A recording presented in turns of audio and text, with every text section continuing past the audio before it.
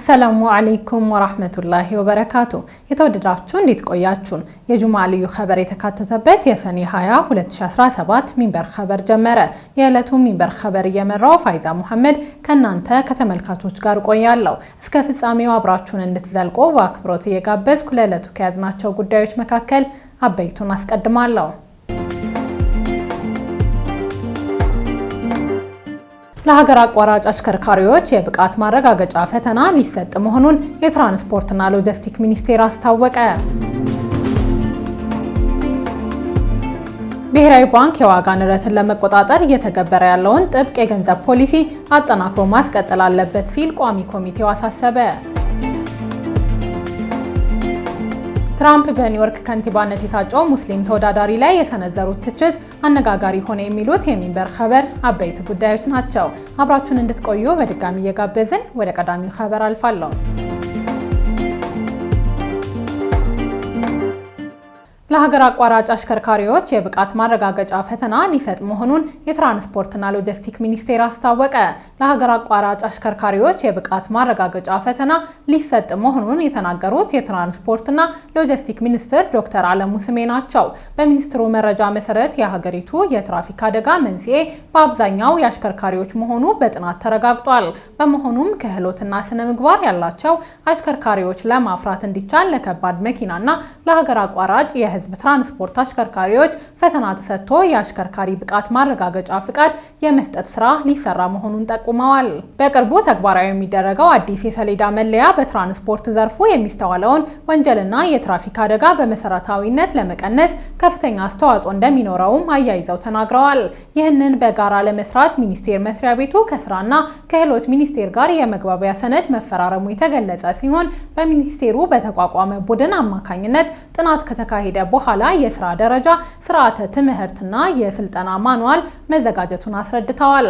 መስሪያ ቤቱ ምዘናውን የሚያደርገው ከዚህ ቀደም እንደነበረው ስህተት በማይፈጥር ደረጃ መሆኑንም ሚኒስትሩ ገልጸዋል። ሂደቱ በሚኒስትሮች በቅርብ ክትትል እየተመራ ከሰዎች ንክኪ ነፃ በሆነና ማንም በምንም መልኩ አድሎ መስራት የማይችልበት መልኩ የሚከናወን መሆኑንም ገልጸዋል። የብቃት ማረጋገጫ የሚጀመረው ሚኒስትሩ የትራፊክ አደጋ ዋና አድራሾችና በጅምላ ሰው የሚጨርሱ ሲሉ ከጠሯቸው የጭነት መኪኖችንና አውቶቡሶች አሽከርካሪዎች ነው። ለአሽከርካሪዎች እንደሚሰጠው የብቃት ማረጋገጫ ሁሉ የተሽከርካሪ መለያ ቁጥርን የተመለከቱ ተመሳሳይ ስራዎች እየተከናወኑ መሆናቸውንም አክለዋል። በኮንትሮባንድ ለሚገቡ ተሽከርካሪዎች ፎርጀር ታርጋ እንደሚሰራ የገለጹት ዶክተር አለሙ ይህንንም የመቀየር ስራ እየተሰራ መሆኑን ገልጸዋል። አዲሱ የተሽከርካሪ ሰሌዳ በስራ ላይ ሲውል መኪና ሰርቆ ታርጋ ቀይሮ መንዳት እንደማይቻልና ከባለመኪናው ቁጥጥር ውጪ በሚሆን ሲስተም የታሰረ መሆኑን አስረድተዋል። በኢትዮጵያ ውስጥ ከሚደርሰው የትራፊክ አደጋ 70% የሚጠጋው በአሽከርካሪ ስህተት የሚከሰት እንደሆነ ከትራንስፖርትና ሎጂስቲክ ሚኒስቴር የተገኘ መረጃ ያመለክታል። ብሔራዊ ባንክ የዋጋ ንረትን ለመቆጣጠር እየተገበረ ያለውን ጥብቅ የገንዘብ ፖሊሲ አጠናክሮ ማስቀጠል አለበት ሲል ቋሚ ኮሚቴው አሳሰበ። ይህ ማሳሰቢያ የተሰጠው ቋሚ ኮሚቴው የባንኩን የ2017 በጀት ዓመት የ11 ወራት የስራ አፈጻጸም በገመገመበት ወቅት ነው። የኢትዮጵያ ብሔራዊ ባንክ ገዢ ማሞ ምህረቱ የተቋሙን የገንዘብ ፖሊሲ የዋጋ ግሽበትን ለመቀነስ ስለተወሰዱ እርምጃዎች፣ የውጭ ምንዛሬ ሪፎርሙ ያስገኘውን ውጤት ጨምሮ የባንኩን የስራ አፈጻጸም ሪፖርት አቅርበዋል። በማብራሪያቸው ተለዋዋጩ የዓለም ጂኦፖለቲካ የሀገራትን የኢኮኖሚ እድገት ተገማች ማድረጉን ያነሱት ገዢው በተያዘው በጀት ዓመት የኢኮኖሚ ጫናን በመቋቋም በፊስካልና በገንዘብ ፖሊሲ እንዲሁም በውጭ ምንዛሬ ግኝት ውጤታማ ሲሉ የገለጿቸው ስራዎች መሰራታቸውን ተናግረዋል። የገንዘብ ፖሊሲ ማሻሻያው የዋጋ ንረትና የኑሮ ውድነትን በማረጋጋት በኩል ጉልህ ሚና እንዳለው አንስተው ባንኩ በዚህ ዓመት ለመጀመሪያ ጊዜ ምንም አይነት ብድር ለመንግስት አለመስጠቱን አመልክተዋል። ከ50 ዓመታት በላይ ጥብቅ ቁጥጥር ሲደረግበት የነበረው የውጭ ምንዛሬ አስተዳደር ስርዓት በገበያ እንዲወሰን መደረጉም ትልቅ ስኬት ማስመዝገቡን ገልጸዋል። በዚህም በህጋዊ ገበያውና በትይዩ ገበያው መካከል የነበረውን ከፍተኛ ልዩነት በማጥበብ ወደ ኢኮኖሚው የሚገባው የውጭ ምንዛሬ እንዲጨምር ማድረጉን ያብራሩት። በአሁኑ ጊዜ የባንክ ዘርፉ በሁሉም መመዘኛዎች ጤናማ የሚባል መሆኑን አስረድተዋል። በባንኮች መካከል ያለው እርስ በርስ የመበዳደር ምጣኔና የውጭ ምንዛሬ ክምችታቸው መጨመሩንም በመጠቆም ባለፉት 11 ወራት የውጭ ምንዛሬ ግኝቱ በከፍተኛ ሁኔታ መጨመሩንና የመንግስት የውጭ ዕዳ የመክፈል አቅም በዚያው ልክ ማደጉን አብራርተዋል። በምክር ቤቱ የፕላን በጀትና ፋይናንስ ጉዳዮች ቋሚ ኮሚቴ ሰብሳቢ ደሳለኝ ወዳጆ በበኩላቸው ባንኩ በተለያዩ ዘርፎች ያከናወናቸው የሪፎርም ስራዎች የኢኮኖሚ መረጋጋት እንዲፈጠር ጉልህ ሚና መጫወታቸውን ተናግረዋል። ባንኩ በበጀት ዓመቱ አዋጆችን በማሻሻል በተለያዩ ዘርፎች ያከናወናቸው የሪፎርም ስራዎች ተጨባጭ ውጤቶች የተመዘገበባቸው መሆኑን ቋሚ ኮሚቴው በጠንካራ ጎን መውሰዱን አንስተዋል። በተለይም የዋጋ ንረትን ለመቆጣጠር ከተወሰዱ እርምጃዎች መካከል ለመንግስት የሚሰጠውን ብድር ማስቀረት መቻሉ ትልቅ ውጤት አምጥቷል ብለዋል። ከውጭ ምንጮች ወዳገኘነው ኸበር እንለፍ። ትራምፕ በኒውዮርክ ከንቲባነት የታጨው ሙስሊም ተወዳዳሪ ላይ የሰነዘሩት ትችት አነጋጋሪ ሆነ። የአሜሪካ ፕሬዝዳንት ዶናልድ ትራምፕ ለኒውዮርክ ከተማ ከንቲባነት በታጨው ዞህራኒ ማምዳኒ ላይ ትችት ሰንዝረዋል። የፕሬዝዳንቱ ትችት የመጣው በኒውዮርክ ከተማ ከንቲባነት ተቀናቃኛቸው ዲሞክራቲክ ፓርቲ የመጀመሪያ ምርጫ ላይ ድል ማድረጉን ተከትሎ ነው። በዚህ ምርጫ ላይ ከፍተኛ ድምጽ ያገኘው ዲሞክራቲክ እጩና ፍልስጤምን በመደገፍ የሚታወቀው ዞህራኒ የእስራኤልን የወረራ ተግባር በመቃወም በተደጋጋሚ ድምጹን ሲያሰማ መቆየቱን የሚድል ኢስት አይ ዘገባ ያመለክታል። ትራምፕ ትሩዝ ሶሻል በተሰኘው የግላቸው ማህበራዊ ትስስር መድረክ ዞህራኒ ላይ የሰነዘሩት ትችት የኮሚኒስት ርዕዮተ ዓለምን ያቀነቅናል በሚል ነው። የኒውዮርክ ግዛት ምክር ቤት አባል የሆነው ዞህራኒ ማምዳኒ የኒውዮርክ ከተማ ከንቲባ ለመሆን በዲሞክራቲክ ፓርቲ የመጀመሪያ ምርጫ ማሸነፉ ይፋ የተደረገው ረቡዕ ዕለት ነው። የመጀመሪያው ሙስሊም እጩ የሆነው ዞህራኒ በምረጡኝ ቅስቀሳ ወቅት የህዝብ ትራንስፖርት ነፃ ለማድረግ የኪራይ ጭማሪ እንዲረጋጋ ለማድረግና ከፍተኛ ገቢ ባላቸው የኒውዮርክ ነዋሪዎች ከፍተኛ ግብር ለመጣል ቃል ገብቷል። ኒውዮርክ ታይምስ እንደዘገበው የቀድሞ የኒውዮርክ ገዢ አንድሪዮ ኩሞኖን ጨምሮ 11 እጩዎች በዲሞክራቲክ የመጀመሪያ ምርጫ ለከንቲባነት ተወዳድረዋል። በኡጋንዳ የተወለደው የህንድ የዘር ግንድ ያለው ማምዳኒ ከሁሉም ተፎካካሪዎቹ የላቀ ውጤት በማስመዝገብ 43.5 በመቶ ድምጽ ማግኘቱን ጋዜጣው ዘግቧል። የማምዳኒ ደጋፊዎች የእርሱ ድል ማድረግ በዩናይትድ ስቴትስ ፖለቲካ ውስጥ ለፍልስጤማውያን መብቶች ድጋፍ መስጠት በምርጫ አዋጭ ሊሆን እንደሚችል ማሳያ ሊሆን ይችላል እያሉ ይገኛሉ። የዲጂታል ሚዲያዎችን አጠቃቀም ጠንቅቆ ያውቃል የሚባለው እንዲሁም ቀለል ባለ አቀራረብ የሚታወቀው የ33 ዓመቱ ማምዳኒ በኒውዮርክ ጎዳናዎች ላይ እየተዘዋወረ ባደረገው የምረጡኝ ዘመቻ በማህበራዊ ሚዲያዎች ህዝባዊ መሰረቱን ማስፋት እንደቻለ ይነገራል። የተባበሩት መንግስታት ድርጅት በዌስት ባንክ ፍልስጤማውያንን የገደሉትን ህገወጥ የእስራኤል ሰፋሪዎችን ጥቃት አወገዘ። የተባበሩት መንግስታት ድርጅት ትናንት ሐሙስ 3 ፍልስጤማውያንን የገደሉ በእስራኤላውያን ሰፋሪዎች የተፈጸሙ ጥቃቶችን በማውገዝ እስራኤል የንጹሃን ዜጎችን የመጠበቅ ኃላፊነቷን እንድትወጣ ጥሪ ማቅረቡን የዘገበው አናዶሉ ኤጀንሲ ነው። የተባበሩት መንግስታት ቃል አቀባይ ስቴቫን ዱጃሪክ የድርጅት የእርዳታ ማስተባበሪያ ቢሮ ኦቻ 3 ፍልስጤማውያን የተገደሉበትና ሌሎች የተጎዱበት ጥቃት ሰነድ ማቅረቡን ገልጸዋል። ዱጃሪክ ለጋዜጠኞች በሰጡት መግለጫ ዓለም አቀፍ ህግ መከበር አለበት፣ እናም ለነዚህ ጥቃቶች ምክንያት የሆኑ ሰዎች ተጠያቂ መሆን አለባቸው ሲሉ ተናግረዋል። አክለውም እስራኤል በዌስት ባንክ የሚገኙትን ሲቪሎች እንድትከላከል ጥሪያችንን በድጋሚ እናቀርባለን ብለዋል። ዱጃሪክ በተጨማሪም እንደ አውሮፓውያኖቹ አቆጣጠር ከጥቅምት 2023 ጀምሮ የእስራኤል ወታደራዊ ዘመቻዎች ከ56000 በላይ ሰዎችን ተገድለው በጋዛ በሲቪሎች ላይ የረሃብ አደጋ እንደተጋረጠ ገልጸዋል። የእስራኤል አየር ድብደባዎች፣ የጦር ጥቃቶች ወይም ለቤተሰቦቻቸው ምግብ ለማግኘት በሚያደርጉት ጥረት ሲቪሎች በየዕለቱ ጉዳት እየደረሰባቸው ነው ብለዋል። ኢራን ለእስራኤል በመሰለል በጠረጠረቻቸው ግለሰቦች ላይ እስርና የሞት ቅጣት ጣለች። እስራኤል በኢራን ላይ ጥቃት ሰንዝራ ለቀናት ጦርነት ከተካሄደ በኋላ ጦርነቱ ከተጀመረ አንስቶ የኢራን ባለስልጣናት ለእስራኤል በመሰለል ጠረጠርናቸው ባሏቸው በርካታ ሰዎች በእስርና በሞት እንዲቀጡ ውሳኔ ያሳልፋለች። ይህ የሆነው ባለስልጣናት በኢራን የደህንነት አገልግሎት ላይ በእስራኤል ወኪሎች ያልተገባ ሰርጎ ገብነት ተፈጽሟል ካሉ በኋላ ነው። ባለስልጣናቱ በግጭቱ ወቅት በከፍተኛ ባለስልጣኖቻቸው ላይ ለተፈጸመው ተከታታይ ግድያዎች ለእስራኤል ተላልፈው የተሰጡ መረጃዎች ከፍተኛ አስተዋጽኦ አድርገዋል የሚል እምነት እንዳላቸው የቢቢሲ ዘገባ አመልክቷል። ይህም የኢስላማዊ አብዮታዊ ጥበቃ ዘብ ከፍተኛ የጦር አዛዦችና የኒውክሌር ተመራማሪዎች ላይ የተፈጸመውን ግድያ ያካትታል።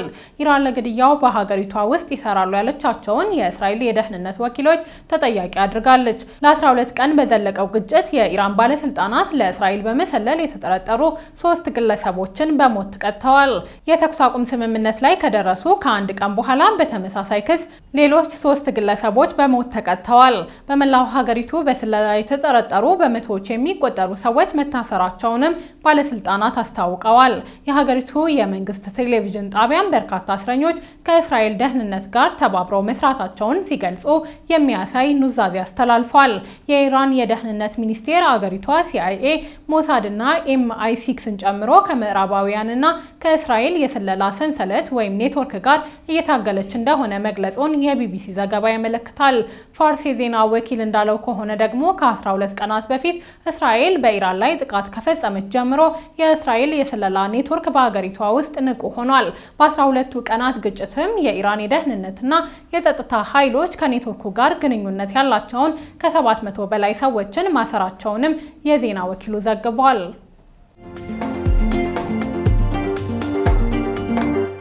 የተወደዳችሁ አሁንም የተከታተላችሁ የምትገኙት ሚንበር ኸበርን ነው።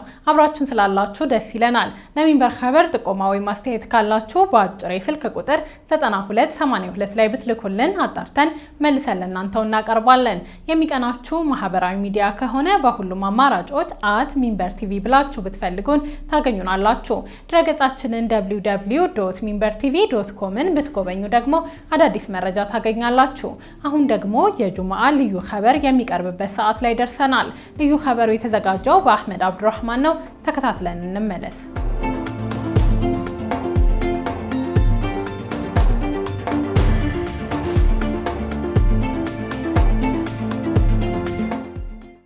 በመላው ዓለም የሚገኙ ሙስሊሞች አዲሱን ዓመት 1447 ዓመተ ሂጅራን ተቀብለው ዛሬ 3ኛው ምሽት ላይ ደርሰዋል። በተለይ የሙስሊም ሀገሮች ለዜጎቻቸው ለበዓሉ ረፍት ሰጥተዋል። ሳዑዲ አረቢያ፣ የተባበሩት አረብ ኤሚሬቶች፣ ባህሬን፣ ኦማንና ኩዌት ረፍት ከሰጡት መካከል ይገኙበታል። ተሰናባቹ 1446 ዓመተ ሂጅራ የተጠናቀቀው በዙልሂጃ 29ኛው ቀን ነው። በዚሁ ዓመት ሀገራችን ኢትዮጵያን ጨምሮ በመላው ዓለም ሙስሊሞችን የተመለከቱ በርካታ ክስተቶች ተስተናግደዋል። በዛሬው ልዩ ኸበር በዓመቱ ውስጥ ከተስተናገዱት መካከል ጥቂቶቹን ብቻ መርጠን መለስ ብለን ለማስቃኘት ወደናል።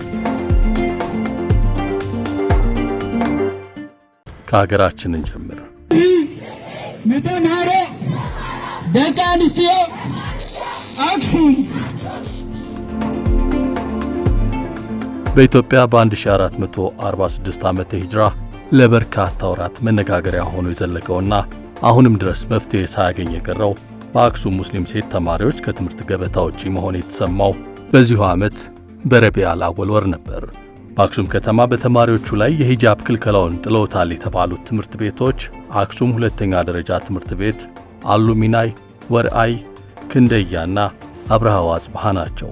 እነዚህ ትምህርት ቤቶች ተማሪዎቻቸውን መልሰው ከሂጃብ ጋር ለመቀበል አሻፈረኝ እንዳሉ የትምህርት ዘመኑ ተጠናቋል። አላሁ አክበር አላሁ አክበር አላሁ አክበር። የትምህርት ቤቶችን ውሳኔ የተቃወመው የትግራይ እስልምና ጉዳዮች ከፍተኛ ምክር ቤት ያስተባበረው ሰልፍም በዚያው ሰሞን ቢካሄድም ፍሬ ያፈራ አልነበረም። የሙስሊም ሴት ተማሪዎች በዓመቱ ውስጥ የሂጃብ ክልከላ ከአክሱም በተጨማሪ በዲላ ዩኒቨርሲቲ፣ በጉራጌ ዞን እንዲሁም በመዲናዋ አዲስ አበባ ጭምር ተሰምቷል። አላሁ አክበር አላሁ አክበር አላሁ አክበር።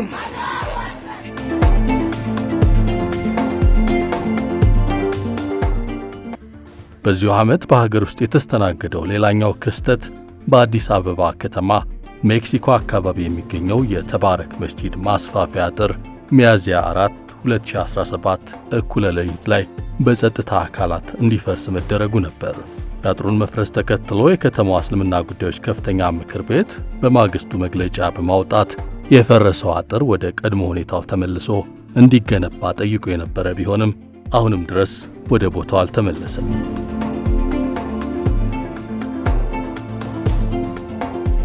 የኢትዮጵያ እስልምና ጉዳዮች ጠቅላይ ምክር ቤት ሊጠናቀቅ ጥቂት ቀናት የቀራቸውን የአመራሮቹን ስልጣን ለመተካት ምርጫ እንደሚካሄድ የገለጸውም በዚሁ ዓመት ነበር።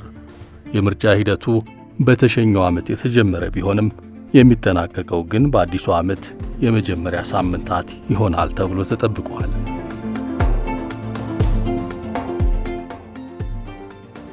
በዓመቱ ከነዚህ አንኳር ክስተቶች ውጪ በሀገር ውስጥ ዕውቁ የጥበብ ሰው ሙሐመድ ሰዒድን ጨምሮ በአቪዬሽን ዘርፍ እንዲሁም የሀገር ሽማግሌና ደራሲም ጭምር ወደ አኼራ የተሻገሩበት አሳዛኝ ዓመትም ነበር። በፊዳከ አንድ በስጦታዬ በአሰላሙ አለይክና ይሽተቅና የተሰኙ ተወዳጅ የረሱልን መወድስ ሥራዎች ለአድማጭ ያቀረበው ሙንሺድ ሙሐመድ ሰዒድ ወደ አኼራ የተሻገረው የረመዳንን መጨረሻ ካሳለፈበት የኡምራ ጉዞ መጠናቀቅ በኋላ ባጋጠመው ሕመም ነበር። ረሱል መንገድ ዳር አፈር እየጫሩ በሐሳብ ተጉዘው ርቀው ነበሩ።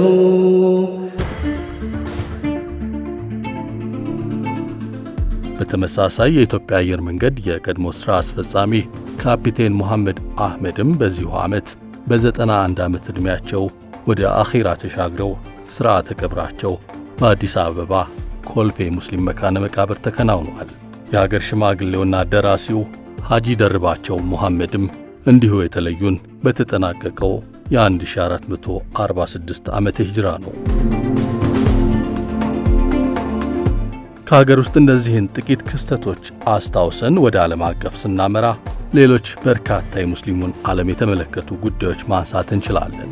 በፍልስጤም የቀጠለው የጋዛ ሰቆቃ፣ የአሜሪካው ፕሬዝዳንት ዶናልድ ትራምፕና የሀገሪቱ ሙስሊሞች የምርጫ ግብግብ፣ አላባራ ያለው የሱዳን ጦርነት፣ የቀጠለው የፈረንሳይ ሙስሊሞች ጭቆና፣ የአልአክሳ መስጂድ የሰፋሪዎች ወረራ፣ ሶሪያ አዲስ መንግሥት በማግኘት ወደ ዓለም አቀፍ መድረክ መመለሷ፣ ሰላማዊ ሆኖ የተጠናቀቀው የሐጅ ሥነ ሥርዓት እንዲሁም ሰሞነኛው አሜሪካን ያሳተፈው የኢራንና እስራኤል ጦርነት ተጠቃሽ ናቸው።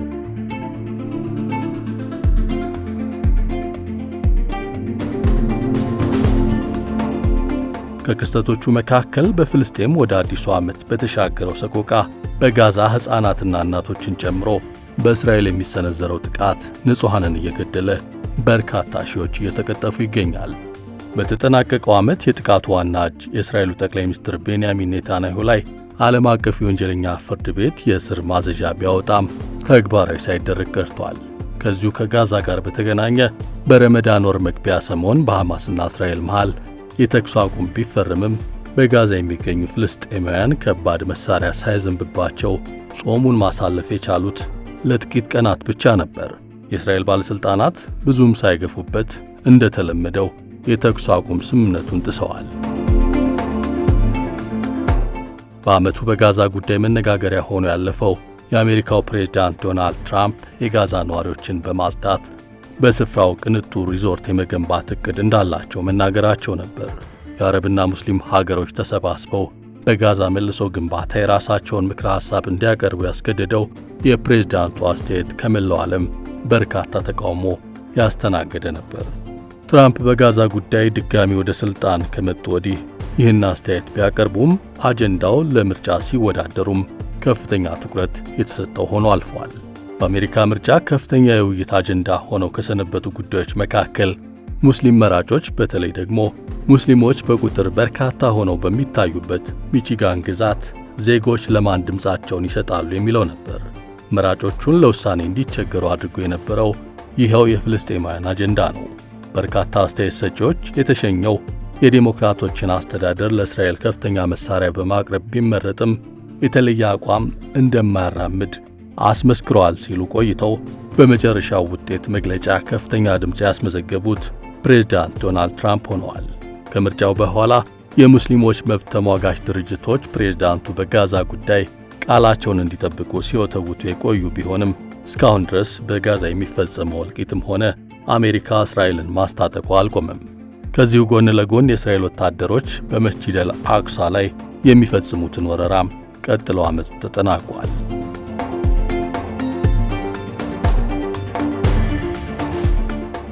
ከጋዛ ስንወጣ በተሸኘው ዓመት ለዓመታት በበሻር አልአሰድ አገዛዝ ስር የቆየችው ሶሪያ ሰውየውን በመሸኘት አዲስ መሪ አግኝታለች። አሁን ሶሪያን እየመሩ የሚገኙት ሀያት ታህሪር አልሻም የተሰኘውን ታጣቂ ቡድን ሲመሩ የነበሩትና በአሜሪካ እርሳቸውን ላገኘ ወሮታ ከፍላለሁ ተብሎባቸው የነበሩት አህመድ አልሸሪዕ ናቸው። አህመድ ደማስቆን በትጥቅ ትግል ተቆጣጥረው በፕሬዝዳንት ማዕረግ የሲቪል ካባ ሲደርቡ በመጀመሪያ ማድረግ የፈቀዱት ሳውዲ አረቢያና ቱርክን መጎብኘት ነበር። ይህንንም አድርገውታል። ጥቂት ወራት ቆይተው በሳውዲ አረቢያው መሐመድ ቢን ሰልማን አማካኝነት ከአሜሪካው ፕሬዝዳንት ዶናልድ ትራምፕ ጋር የመገናኘት ዕድል ተመቻችቶላቸው አሜሪካ በሀገሪቱ ላይ ጣለችውን ማዕቀብ አንስታለች። ፕሬዝዳንቱ ሳውዲ የተጓዙት የአሜሪካው ፕሬዝዳንት የባሕረ ሰላጤ ሀገሮችን እየጎበኙ በነበረበት ወቅት ነው። በዚሁ ጉብኝት ወቅት የአረብ ሀገሮች ለትራምፕ ያላቸውን ሁሉ ሲያፈሱ ታይተዋል። በአንጻሩ አንዳቸውም ስለ ጋዛ ጉዳይ ሳያነሱ ጉብኝቱ መጠናቀቁ መነጋገሪያ ሆኖ ነበር።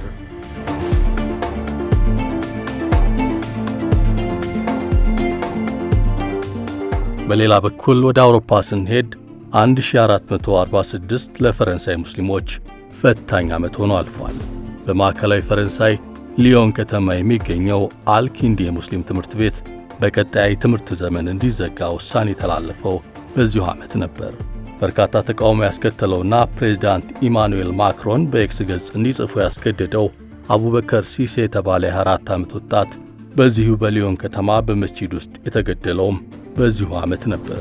ለፈረንሳይ ሙስሊሞች ዓመቱ ቀጣዩን ጊዜ እንዲፈሩት ያደረገው መሆኑንም የተናገሩበት ሆኖ አልፏል።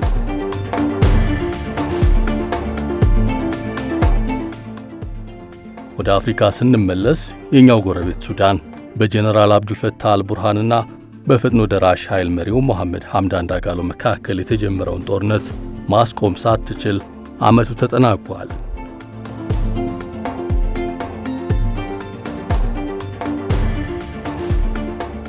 በዓመቱ መጨረሻ ቀናት መላው ዓለም ዓይንና ጆሮ በመገናኛ ብዙሃን ላይ እንዲያርፍ ያደረገው እስራኤል ከ2 ሳምንት በፊት በኢራን ላይ የሚሳኤል ጥቃት ሰንዝራ ኢራን አጸፋውን መስጠቷ ነበር። በዚሁ ጦርነት ሰበብ ነዳጅ ዋጋው ለጥቂት ቀናት ከፍ ብሎ በመጨረሻ በኢራን ላይ ጥቃት የፈጸመችው የእስራኤል ተባባሪ አሜሪካ ፕሬዝዳንት ዶናልድ ትራምፕ ጦርነቱ በተኩስ አቁም መቋጨቱን ተናግረው ጋብ ሊል ችሏል።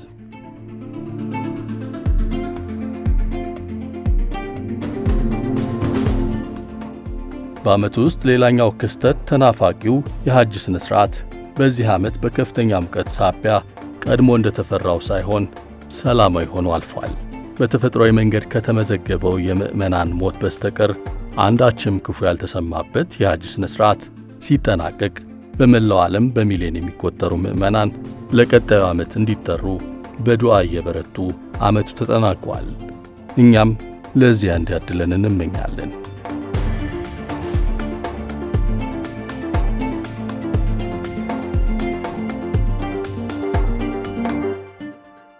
ወደ ተመልካቾች ለዛሬ ያዘጋጀነው የሚንበር ኸበር በዚሁ ተጠናቀቀ። ፋይዛ መሐመድ አብሬያችሁ ቆየሁ። ወሰላሙ አለይኩም ወራህመቱላሂ ወበረካቱ።